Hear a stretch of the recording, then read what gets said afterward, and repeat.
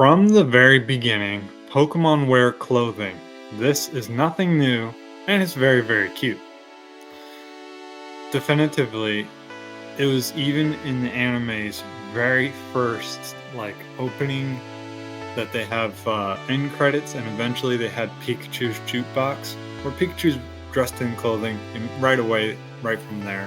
Um, Obviously, naturally, you got like Machoke and Jinx, but then later in the anime, they really did focus more on Pikachu than anything. But many of the main characters would wear clothing, especially that episode where Pikachu wore a bunch of different clothing.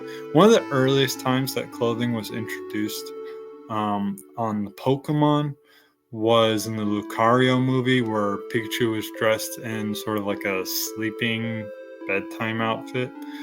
And this idea of them wearing clothing is inspiring because, it's very, very cute. More recently, specifically, though, Pokemon Unite really doubled down on trying to make money off of how cute these Pokemon can really, really be. So why not? Let's make them not cute. Let's make them swag. Let's make them swaggy and scraggy and swaggy. One day I was just playing around. I was like, yeah, swaggy. And I was like, wait a minute, swaggy. That sounds like scraggy. Oh, there's an idea. So I thought that would be interesting. Also,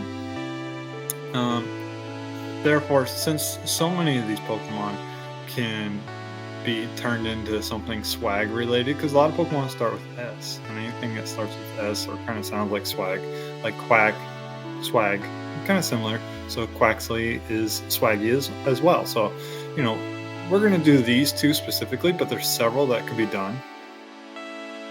So I would like Scraggy and Quaxley, or rather Swaggly and Swaggy, to evolve by combining together, because they're both swag and they need to combine their swag to evolve.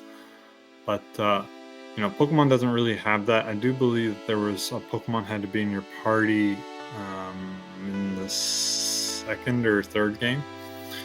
But anyways, I really, looking at Scraggy, he's kind of like a dragon in my opinion. I've always thought that his evolution didn't make sense, that he should evolve into a dragon. In my opinion, Scraggy looks like a dragon. So I wanted to model this off of Godzilla. And also, Quaxley is a water type and a duck. So I wanted Godzilla to now be part duck. So we've got this duck Godzilla that still has the water type.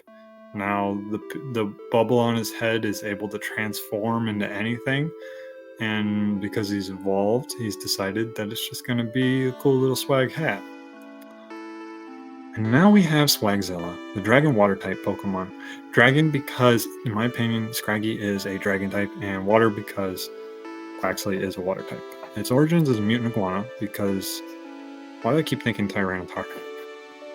No, a mutant iguana because of Godzilla being literally a mutant iguana. Its ability would be rivalry or thermal exchange because Godzilla breathes hot magma. Thermal exchange just makes sense. If Scraggy's going to become a dragon, he's going to be able to handle some heat. And rivalry because Godzilla is very intimidating.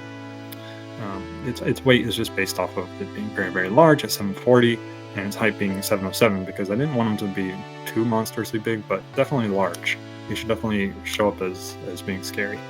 And therefore, because he's sort of mythical in a way, he would be very defensive and very strong and just have general high BST, but not quite 600, but definitely pretty close to pseudo, but not quite pseudo. And I put his flavor text as based off of the idea of Godzilla. So he's a colossal sea beast who loves ponds and bird baths, just because I thought that would be funny because he's large. And his ancestors revered it as the ocean's protector against its rival counterpart, Mothmanima. And they believe it lives in Atlantis and is sent to the land to defend them. Yeah, protecting Atlantis. So it could be sort of a late game character. So that's what I did here. And we could definitely do more Pokemon fusions, and we could definitely do more swag characters in the future. We'll see.